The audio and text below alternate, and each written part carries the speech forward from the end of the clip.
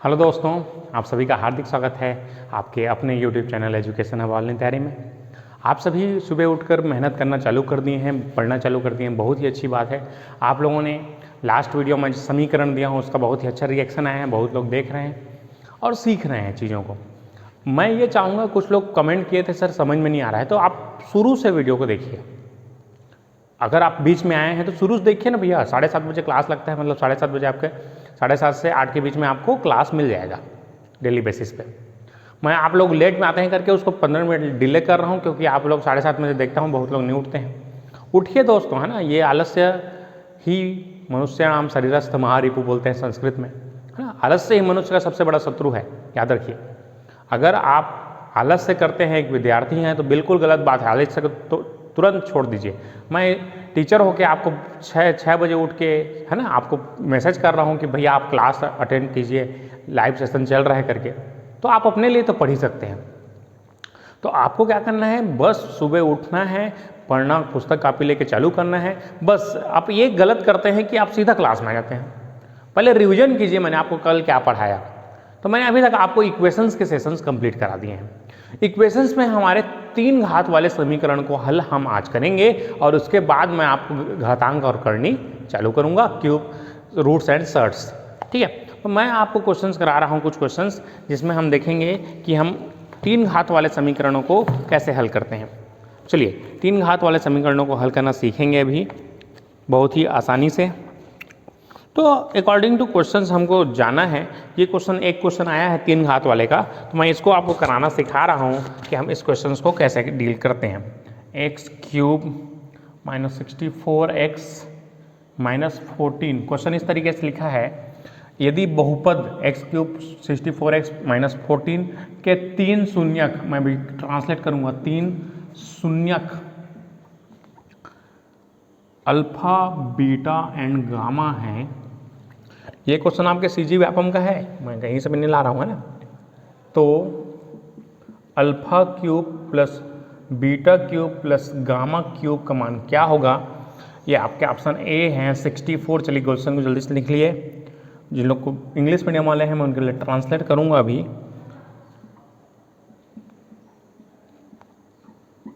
ये आया था आपका सीजी व्यापम सहायक परियोजना अधिकारी, है ना। इस पेपर में आया था, है ना। मैं अभी तक का देखा हूँ तो सबसे टफेस्ट पेपर जो देखा हूँ मैं मैथमेटिक्स का सेक्शन का, सहायक परियोजना अधिकारी का था। बहुत ही टफेस्ट पेपर आया था अभी तक का। मैं इस तक क्वेश्चन आपके किसी एग्जाम में नहीं देखा हूँ, ना, जितना ये टफ इसमें पूछा गया था। तो टफ नहीं है, मतलब हम लोग क्या करते हैं, जनरली यहाँ तक जाते नहीं है। मैं इंजीनियरिंग मैथमेटिक्स पढ़ाता था उस समय, मैं ये सब बताया हूँ थ्योरी ऑफ इक्वेशंस में। तो इंजीनियरिंग मैथमेटिक्स का सेशन अलग होता है। मैं अभी इसको कॉम्पिटिशन एग्जाम के पॉइंट ऑफ व्यू से बताऊंगा। थ्योरी ऑफ इक्वेशंस में मैं पूरा कंप्लीट कराता हूं कि इसको कैसे सॉल्व करते हैं। ये क्वेश्चंस आपको जनरली 1 से 2 क्वेश्चन आ सकते हैं, तो उसके हिसाब से मैं बता रहा हूं कि आपको इस क्वेश्चन को कैसे डील करना है। चलिए, तो ये जैसे इसको थ्योरी ऑफ इक्वेशन देखिए, इसका थ्योरी ऑफ इक्वेशंस मैं अभी केवल आपको बताऊंगा कि जितना इसमें जरूरत है, x³ + bx² + cx + d = 0, इस टाइप का क्वेश्चन है। इसको बोलते हैं हम लोग 3 घात का समीकरण, त्रिघात समीकरण, है ना, क्यूबिक इक्वेशन। अब इसमें x के कितने पावर हैं, 3 पावर हैं, तो इसके मूल मान लेता हूं अल्फा, बीटा और गामा है। तो 3 मूल हैं, अल्फा, बीटा और गामा। ठीक है, तो क्या होता है, मूलों का योग alpha plus beta plus gamma equal to क्या होता है, -b/a। Gamma equal to -b/a होता है। Alpha into beta plus beta into gamma plus gamma into alpha.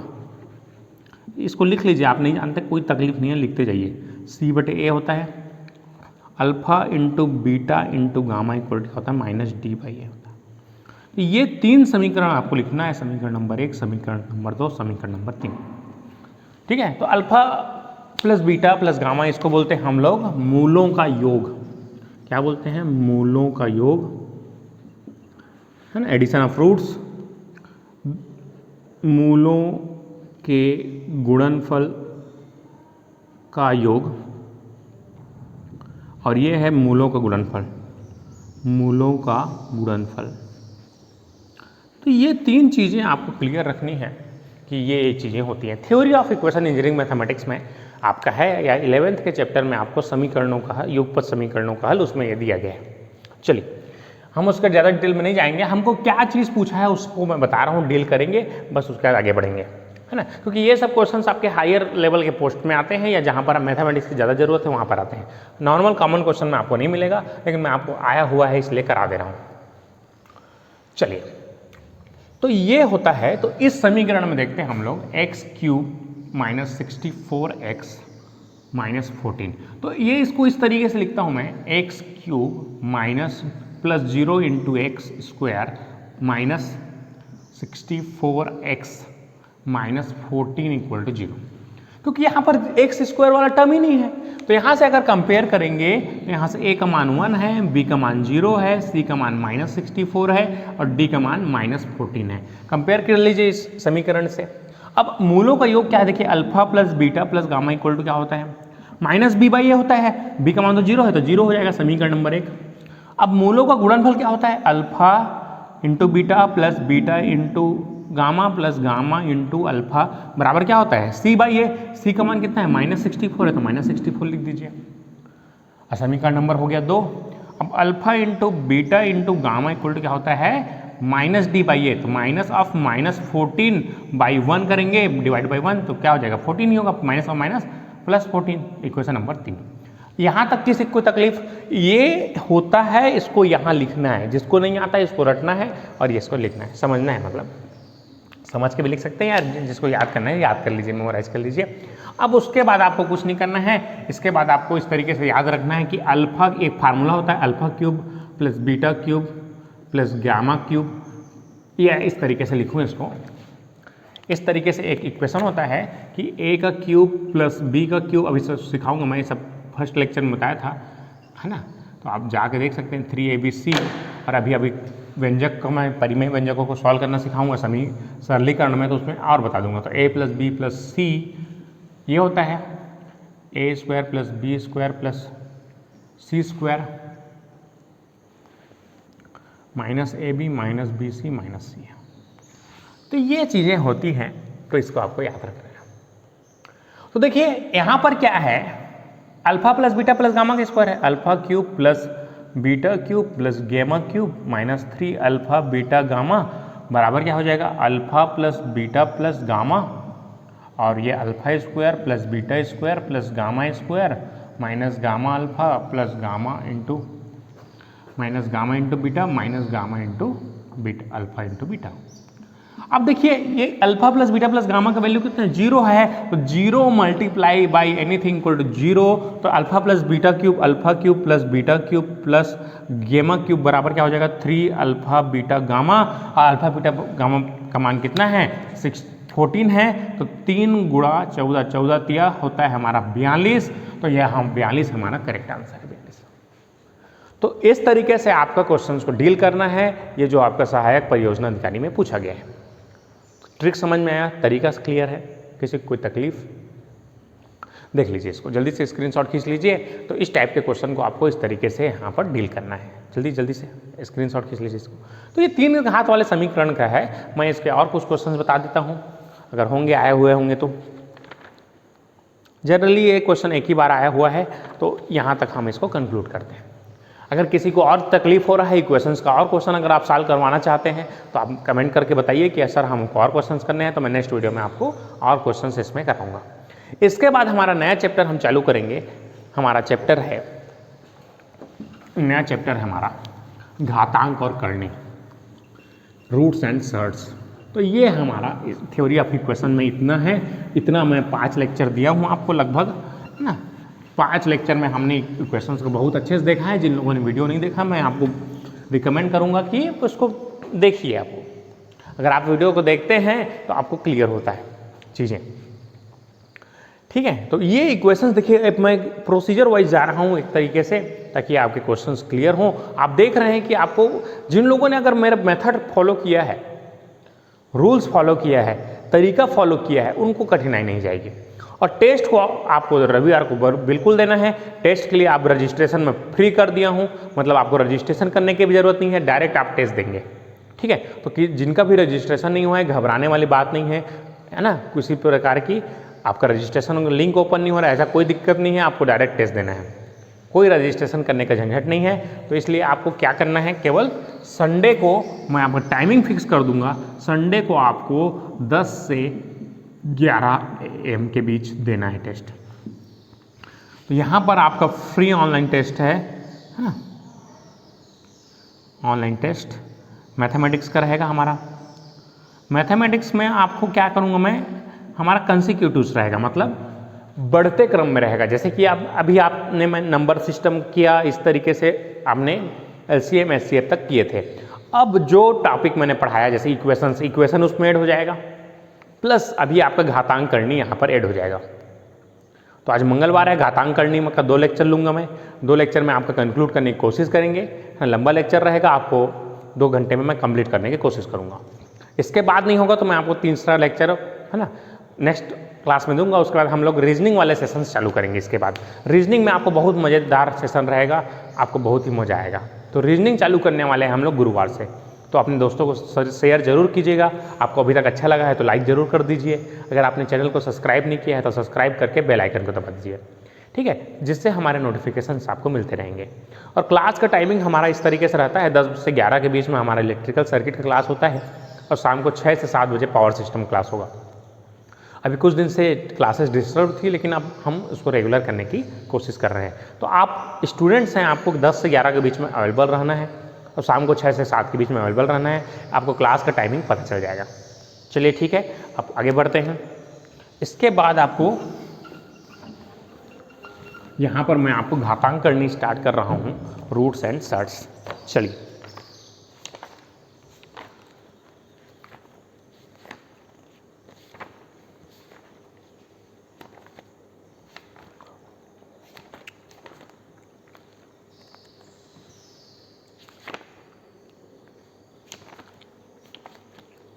चलिए इसमें हमको ये घातांक एवं करनी, roots and surds, roots and surds, चलिए बहुत आसान है, इसमें देखते हैं इसको। इसके पहले मैंने आपको लेक्चर में शून्यक बोला था। शून्यक का मतलब होता है zeros of equation. Zeros of equation ऐसा मूल मान जिसको पुट करने से वैल्यू जीरो आता है, उसको उसके शून्यक बोलते हैं, उसी को उसके रूट्स भी बोलते हैं हम लोग एक भाषा में। तो इसको मैंने बताना भूल गया था। शून्यक मतलब होता है जीरोस ऑफ इक्वेशन, जिस वैल्यू को पुट करने से मान आपका जीरो आए। ठीक है, क्लियर हो? तो ये चीज़ मैंने क्लियर कर दिया ना। चलिए, कई बार क्या होता है, हम ऑनलाइन में जल्दीबाजी में नहीं बता पाते हैं, तो आपको समझना है। ठीक है, ए का पावर m का पावर n। चलिए फार्मूले से लिखिए जल्दी से। तो ये क्या होता है, ए का पावर m गुणा n। चलिए नेक्स्ट, ए का पावर m पूरे का पावर m इस तरीके से है, इंटू ए का पावर n। तो क्या हो जाएगा, ए का पावर m प्लस n। आधार समान होने पर घात जुड़ जाते हैं। ए का पावर m डिवाइडेड बाई ए का पावर n है, तो ए का पावर m माइनस n हो जाता है। उस तरीके से ए का पावर n, a बटे b का पावर यदि n है तो इसको a का पावर n और b का पावर n लिख सकता हूँ। बहुत ही आसान चीज़ है, देख लीजिए। अब इसको a का पावर m, a b और m है तो इसको a का पावर m गुणा b का पावर m लिख सकता हूँ। और किसी का पावर 0 है तो इसका वैल्यू 1 होता है। तो ये नियम को आपको याद रखना है, बहुत ही ज़्यादा इम्पॉर्टेंट है और आपके एग्जाम में आते हैं। चलिए आप देखिए रूट n। अब रूट्स के कुछ नियम देख लेते हैं। करनी के नियम, करनी के नियम, रूट्स के लॉस है ना। अभी जो बताया ये किसका है, घातांक के नियम है। घातांक के नियम, ये जो चैप्टर्स हैं आपको जो मैं बोला था, ये हमारा कौन सा चैप्टर है, हमारा 7th चैप्टर है। ये 8 चैप्टर है ना, लगभग हमारा 8 चैप्टर कंप्लीट होता है यहाँ से। इसके बाद हमारा है ना 7th है ना। 7वां चैप्टर है ना। उसके बाद हमारा एक चैप्टर बच जाएगा सरलीकरण। अगर 8 चैप्टर आपने पढ़ लिया उसके बाद मैथमेटिक्स आपके लिए कुछ नहीं है, बहुत ही आसान लगने वाला है। तो ये इस तरीके से आपको याद रखना है। देखिए ध्यान से, अगर इसका पावर अगर n है तो ये आपका हो जाएगा a के बराबर, ठीक है। अगर इस तरीके से n a है, पूरे का पावर m है, तो ये आपका हो जाएगा √m, है ना। इस तरीके से √a का पावर m और n ऐसे लिख सकता हूँ, है ना। इस तरीके से देखिए ध्यान से, a का पावर आपका क्या है, m है ना। तो क्या हो जाएगा, देखिए इसका मतलब क्या है, a का पावर, इसको मैं बता देता हूँ, n/2 है। अब इसका पावर क्या हो जाएगा, m हो जाएगा। तो क्या हो जाएगा, a का पावर ये कैसे होता है मैं बता रहा हूँ, mn/2 हो जाएगा। तो ये हो जाता है हमारा mn√a हो जाता है इस तरीके से। तो ये आपके करने के कुछ नियम हैं जिसको आपको याद रखना है ना। अब इसी तरीके से अगर रूट, ये पहला नियम है, ये दूसरा नियम है। अब तीसरा नियम देखिए, √n(a) है और n√b है। अगर ये सेम है तो इसको हम लोग √n(a)(b) लिख सकते हैं। बहुत ही इंपॉर्टेंट नियम है जिसको आपको याद रखने हैं। चौथा नियम हमारा इस तरीके से है, अगर n√a है तो ये आपका रूट ऑफ क्या हो जाएगा, n/a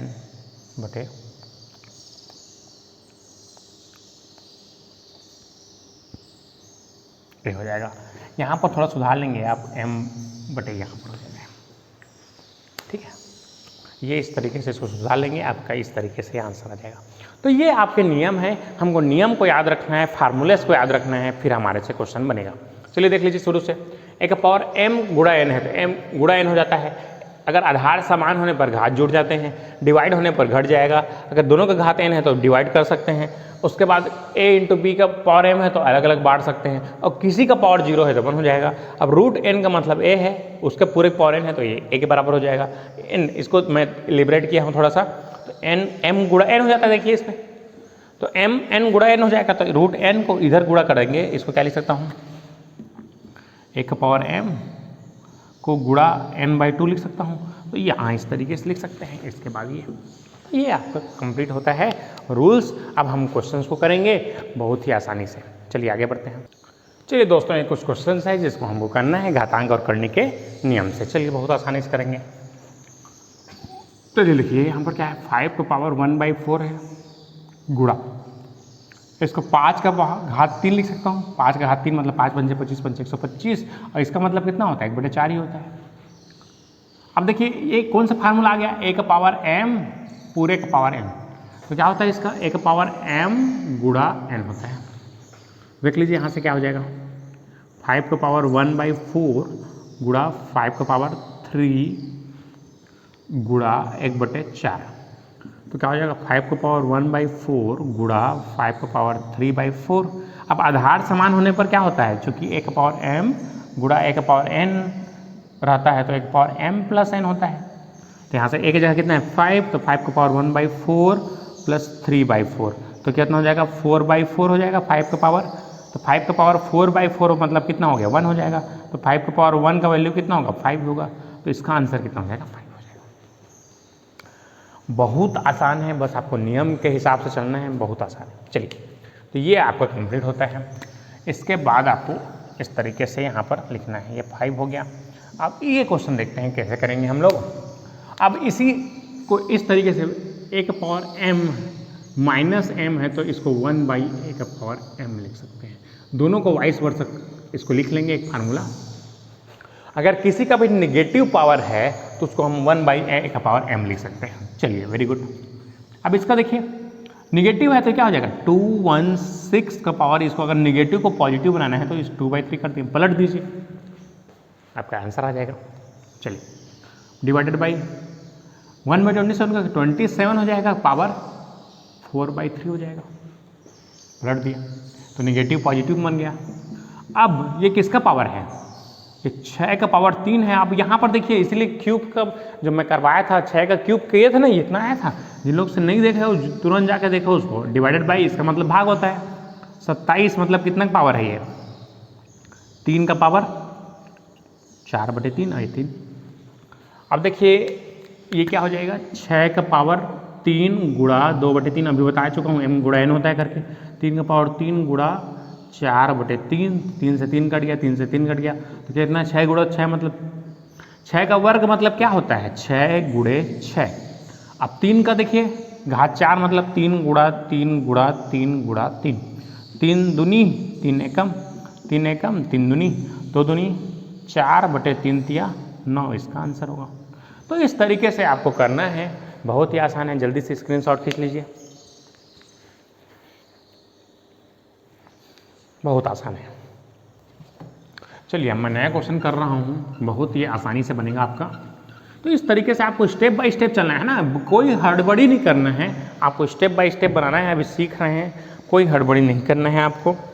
आपको क्वेश्चन को एकदम इत्मीनान से, हड़बड़ी ना करते हुए बनाना है।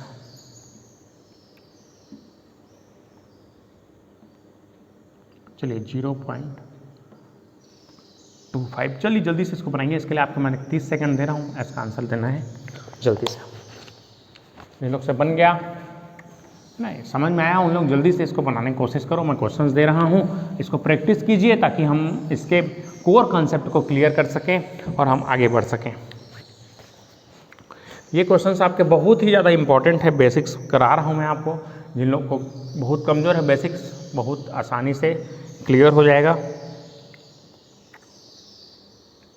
बहुत आसानी से क्लियर हो जाएगा। चलिए 2 क्वेश्चन दे रहा हूँ, 30 सेकंड है आपके पास, बना के बताना है कमेंट बॉक्स में आंसर जल्दी से, फास्ट, बहुत ही जल्दी से बनाइए इस क्वेश्चन को, बहुत ही आसानी से बनेगा आपसे और आपके आंसर्स आ जाएंगे जल्दी जल्दी से।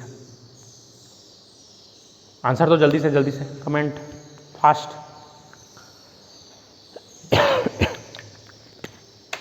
कमेंट कीजिए दोस्तों, आंसर आपको बना के कमेंट करना है।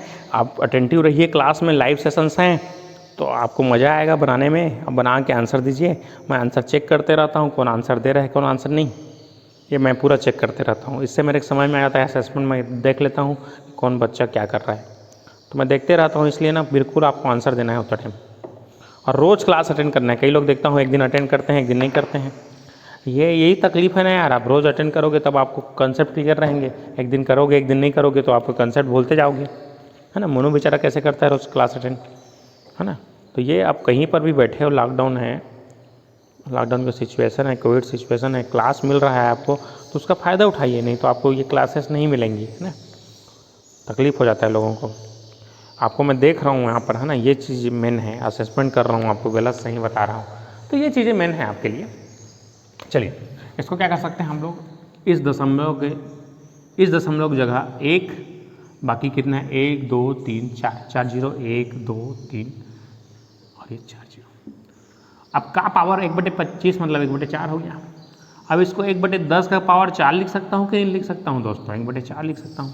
अब देखिए 4 का 1/10 का पावर 4, अब पूरे का पावर 1/4 ऐसे भी लिख सकता हूँ। तो 1/10 का पावर 4 गुणा 1/4, 4 कट गया, 1/10 का मान होता है 0.1, इसका आंसर हो जाएगा। जितने लोग आया वेरी गुड दोस्तों, आपने चीज़ों को समझा, आपसे आंसर भी आया, वेरी गुड। चलिए इसको बना के बताइए जितने लोग से बन गया, ठीक है। इसको मैं मिटा देता हूँ और नया क्वेश्चन लिख रहा हूँ यहाँ पर। तो इस तरीके से बनाना है। चलिए इसको बना के बताइए अब जल्दी से।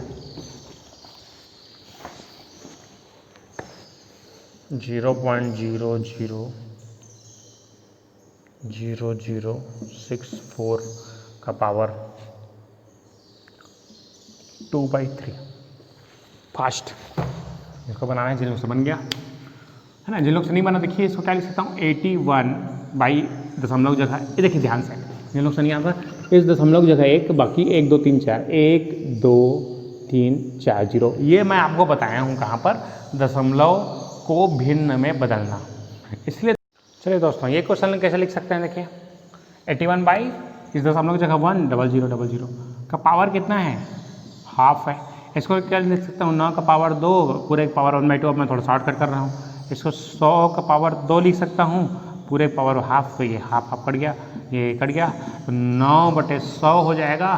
तो आप इसको 0.09 लिख सकते हैं, ये हमारा करेक्ट आंसर है। इस तरीके से बन जाएगा। आप इसको देखिए 64 क्या लिख सकते हैं, 4 का पावर, पहले 64 लिखिए, इस दशमलव की जगह 1, बाकी 1 2 3 4 5 6, 3 और 3 6, 64 क्या लिख सकता हूँ, 4 का पावर 3 पूरे पावर 2/3। अब इस तरीके से थोड़ा शॉर्ट कट कीजिए, और इसको क्या लिख सकता हूँ, 10 100 का पावर 3 पूरे पावर 2/3। तो ये 3 और 3 कट गया, 4 चौक 16 बच गया। अब 100 का स्क्वायर मतलब कितना हो गया, 1 2, देखिए ध्यान से,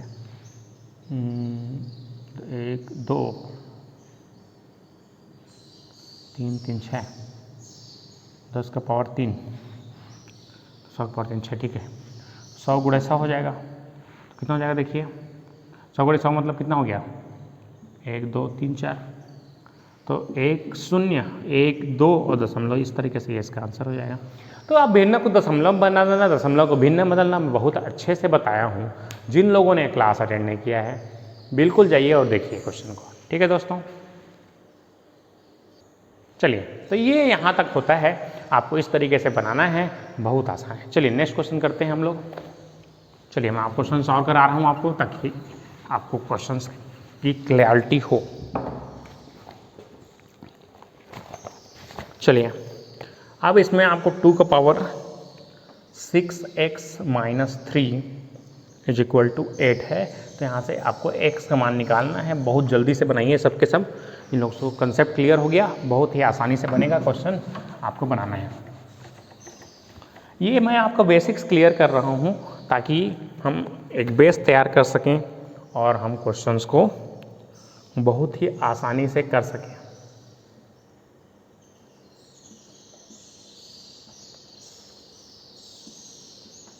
चलिए, ये 2 क्वेश्चन दे रहा हूँ, इसको समीकरण को आपको सॉल्व करना है। आपके पास 30 सेकंड है, आपको x के वैल्यूज फाइंड करने हैं। फास्ट बनाइए जल्दी से। ये है 2 पावर 6x - 3 = 8, x का वैल्यू फाइंड आउट करना है। और इसी तरीके से 2 power 2x - 3, x power x - 3 = 64, आपको x के वैल्यूज फाइंड आउट करने हैं। जल्दी बनाइए, आपके पास 30 सेकंड है, जल्दी से आंसर दो, कमेंट बॉक्स में आंसर दो जल्दी से, fast, come on, you can do it. कर सकते हैं, बिल्कुल कर सकते हैं, आपको है ना, आपके कंसेप्ट क्लियर हैं, आप बिल्कुल कर सकते हैं, आपसे क्वेश्चन बनेगा, है ना। जो भी मेहनत नहीं कर रहा है, जो भी खाली देख रहा है वीडियो को, उसका कुछ नहीं होने वाला।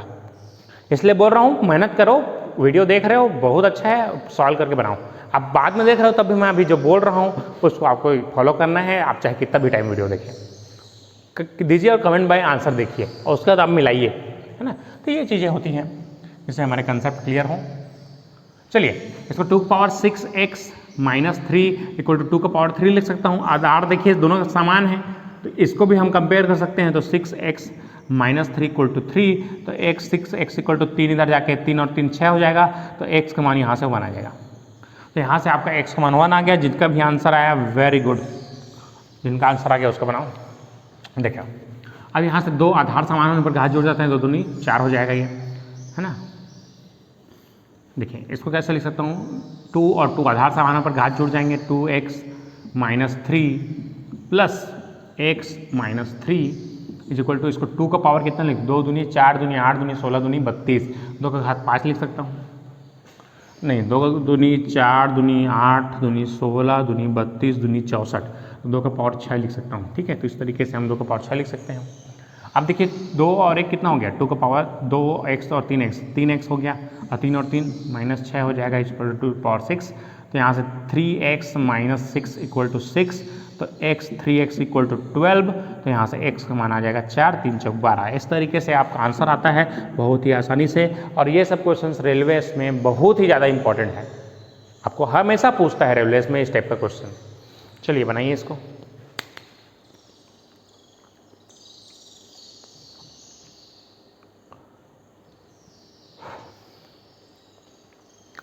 चलिए, वेरी गुड, इतना हो गया। अब हम इसके कुछ स्पेशल प्रॉब्लम्स में आते हैं जो कि हमारे कॉम्पिटिशन एग्जाम में बहुत ज़्यादा पूछे जाते हैं। चलिए, कुछ स्पेशल प्रॉब्लम्स लिख लीजिए इसको। स्पेशल प्रॉब्लम की श्रेणी में आते हैं। जो कि बहुत सारे एग्जाम में डायरेक्ट क्वेश्चन पूछा जाता है।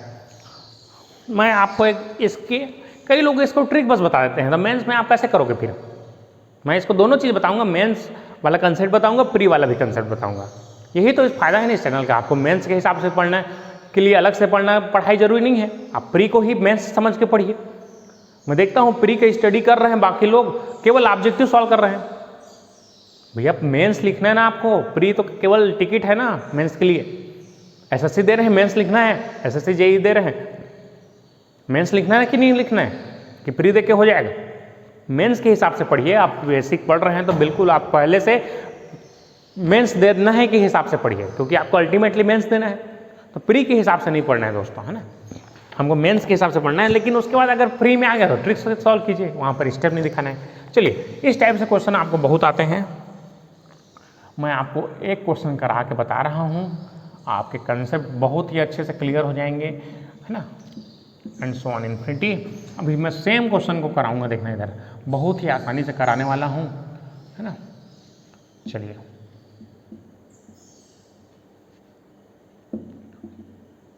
ठीक है। तो इस तरीके से दो क्वेश्चंस आते हैं, बहुत ही ज़्यादा पॉपुलर क्वेश्चंस हैं।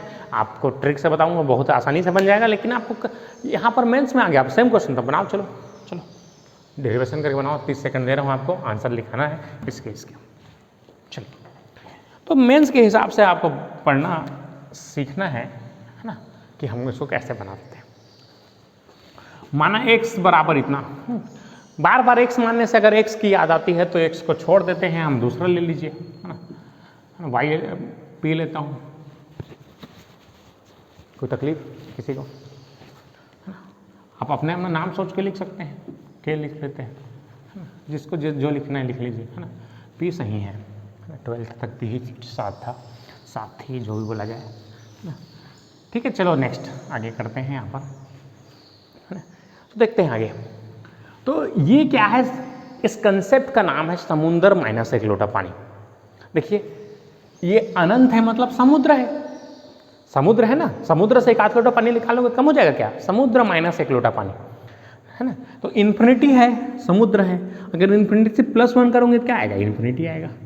इन्फिनिटी में -1 करोगे क्या आएगा? इन्फिनिटी आएगा, है ना। जैसे मोर भाई और मैं भारी लड़ाई हो बचपन में, तो कहे कुकुर, तो मैं कहूँ 2 कुकुर तय, वो कहे 3 कुकुर, मैं कहे 4 कुकुर, वो कहता है अनंत कुकुर, तो मैं कहे अनंत धन 1 कहे बोला, तो मोर भाई बड़े से मोर जानत रही से ला, मन जानत रहे अनंत धन 1 कहें तो वो अनंत छोई मोर बड़े होए कहे। तो इस टाइप से है, तो है ना, infinity +1 equal to infinity only, है ना। तो एक हम लड़ाई होता हूँ, मैं कहूँ इन्फिनिटी +1 कहूँ तो मोर बड़े छोए का है, ठीक है, समझ गए। तो ये चीज़ें हैं। तो देखिए, अगर ये पूरे का वैल्यू जो है P के बराबर है, अगर मैं इसमें से 1 निकाल लूँ 12, इतने के जगह मैं +P रख दूँ, किसी को कोई तकलीफ है क्या? समझ पाए? समुद्र है पूरा, ये पूरा P के बराबर है। अब मैंने समुद्र से 1 लोटा पानी निकाल लिया, 12 निकाल लिया, तो ये P के बराबर होगा ना। तो इतने पूरे का मान में P मान लिया, अब दोनों का स्क्वायर कर दीजिए, तो P² = 12 + P = 0। हाँ, चलिए, तो ये आपका देखिए P² + 12P + 1 है ना, इस, है ना। तो क्या हो जाएगा? P² - 12,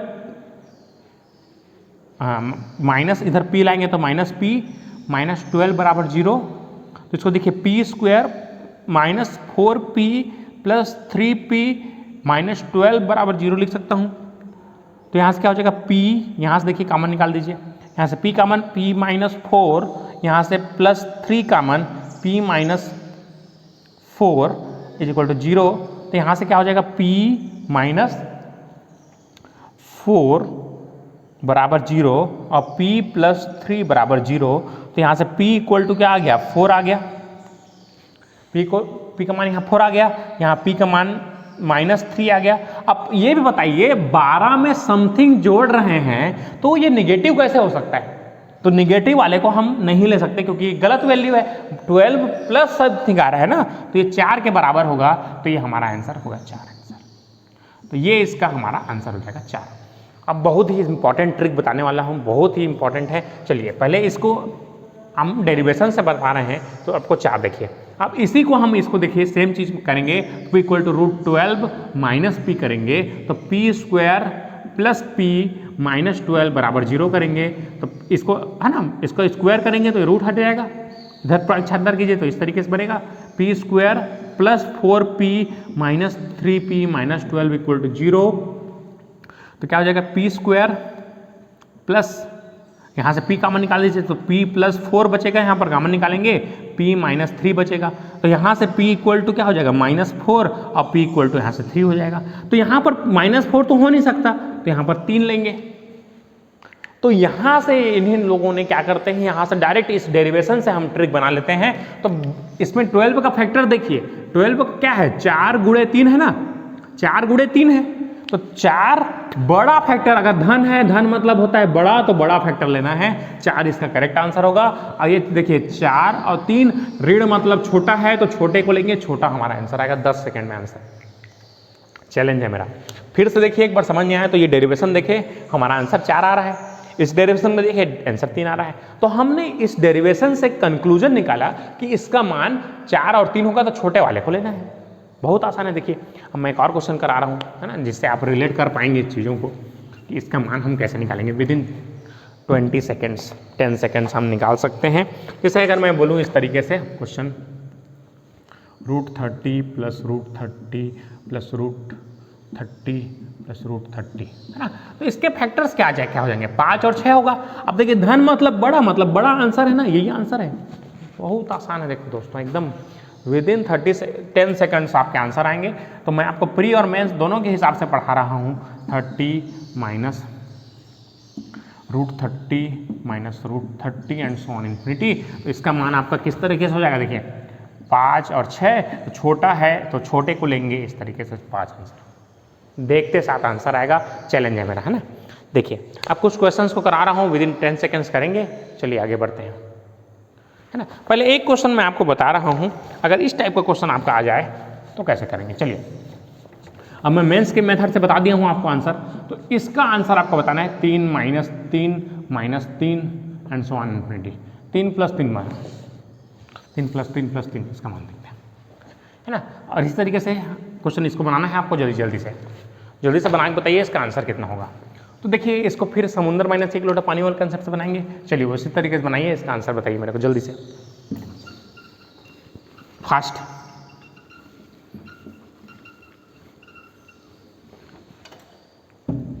इसका आंसर बताइए। इसके लिए भी हम कंक्लूजन निकालेंगे फिर।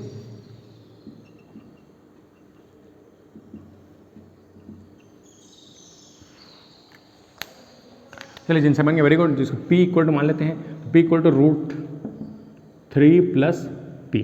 यहाँ से p स्क्वायर बराबर क्या हो जाएगा 3 प्लस p, यहाँ से p square minus p minus 3 equal to 0। अब देखिए कौन सा समीकरण, वर्ग का समीकरण बन गया। अब मैंने वर्ग का समीकरण की 2 विधियाँ बनाई थी, इसलिए तो मैं प्रोसीजर से चल रहा हूँ ना, तो कहीं से भी नहीं स्टार्ट कर देता। प्रोसीजर जरूरी है दोस्तों, इसलिए। तो इसका क्या होता है, p equal to minus b plus minus, है ना, √b square minus 4ac by 2a। इस फार्मूले में रखेंगे तो यहाँ से p का वैल्यूज आएंगे। तो p का वैल्यू देखिए माइनस बी की जगह कितना है -1, तो माइनस और -1 कितना हो जाएगा +1 प्लस माइनस √b स्क्वायर। तो b स्क्वायर का मान कितना देखिए, b का मान 1 minus 4ac minus minus plus 4ac मतलब कितना हो जाएगा 1 4 इंटू 3, 4 3 कितना हो गया 12/2 इंटू a का मान 1 है। तो क्या हो जाएगा 1 प्लस माइनस √12 और 1 13/2। अब देखिए इसका क्या हो जाएगा, एक बार प्लस चिन्ह लेंगे, एक बार माइनस चिन्ह लेंगे। तो 1 प्लस √13/2 और 1 माइनस √13/2। तो निगेटिव वाले को छोड़ देंगे, नहीं लेंगे। तो इसका वैल्यू देखिए कितना मान हो जाएगा। अगर इसको मैं 16 मान लेता हूँ, 16 मतलब 4/2, इस तरीके से 2.5 समथिंग आ रहा है ना। तो इसका मान आपका लाई करेगा 2 less than p less than 3, 2 और 3 के बीच में।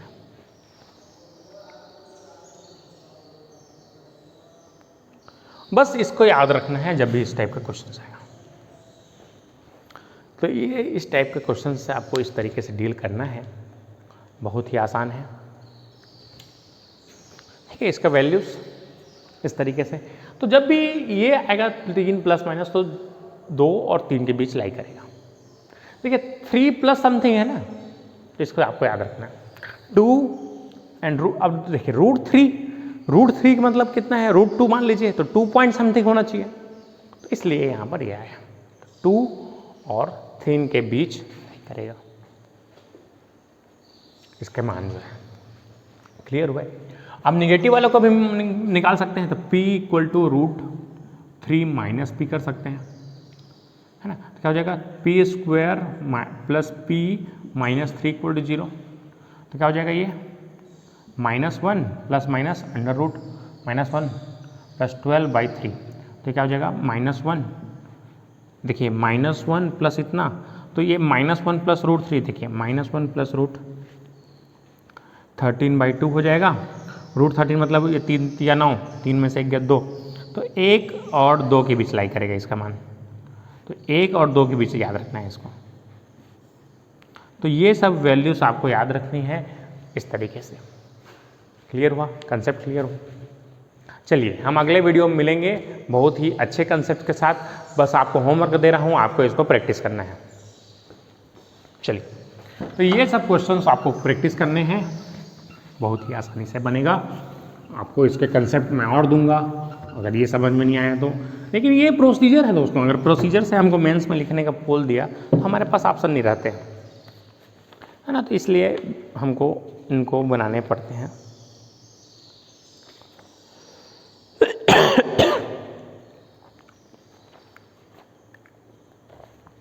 चलिए कुछ क्वेश्चंस दे रहा हूँ, इसको आपको बनाने हैं।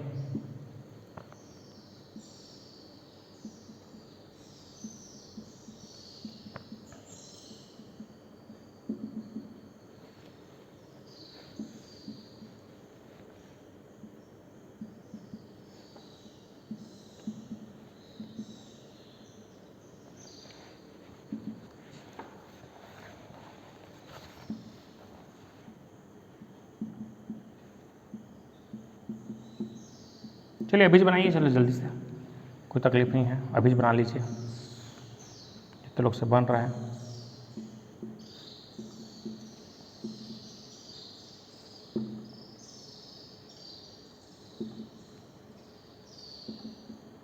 ठीक, ये 4 क्वेश्चन एक पैटर्न के हो गए। अब उसके बाद क्वेश्चन नंबर 5 दे रहा हूँ मैं, √5 plus √5 and so on infinity. अब इसके वैल्यूज को आपको बताना है किसके किसके बीच लाई करता है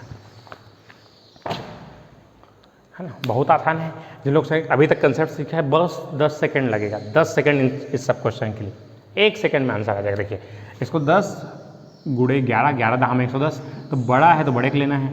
इसको देखिए 10 × 11, ऋण मतलब छोटा, मतलब छोटे के लेना है। 7 8 56, बड़ा है तो बड़े के लेना है। 7 8 56, छोटा है, निगेटिव है तो छोटे वाले के लेना है। 1 सेकंड आपको देखते साथ आंसर आ जाएगा। अब ये देखिए, इसको आपको बना के बताना है किसके किसके बीच वैल्यूज लाई करता है, ये आपका होमवर्क है। ठीक है दोस्तों, आज के लिए इतना ही रखते हैं। नेक्स्ट वीडियो लेक्चर में हम फिर बहुत ही अच्छे बेहतरीन ट्रिक्स के साथ मिलेंगे। जानने के लिए जुड़े रहिए। जिन्होंने लाइक नहीं किया है वीडियो को लाइक कर दीजिए, चैनल को सब्सक्राइब नहीं किया है सब्सक्राइब करके बेल आइकन को दबा दीजिए, जिससे हमारे नोटिफिकेशन आपको मिलते रहें। और प्रतिदिन आपका 7:30 बजे से 8 बजे के बीच, 8:30 बजे के बीच आपके क्लासेस होती हैं। रेगुलर अटेंड करें, नोट्स बनाएं प्रॉपर, और नोट्स बना के आपको क्वेश्चन को प्रैक्टिस करना है। मैं क्वेश्चन इसके भेज रहा हूँ, आपको उसको प्रैक्टिस करना है। चलिए ठीक है, आज के लिए इतने रखते हैं, धन्यवाद।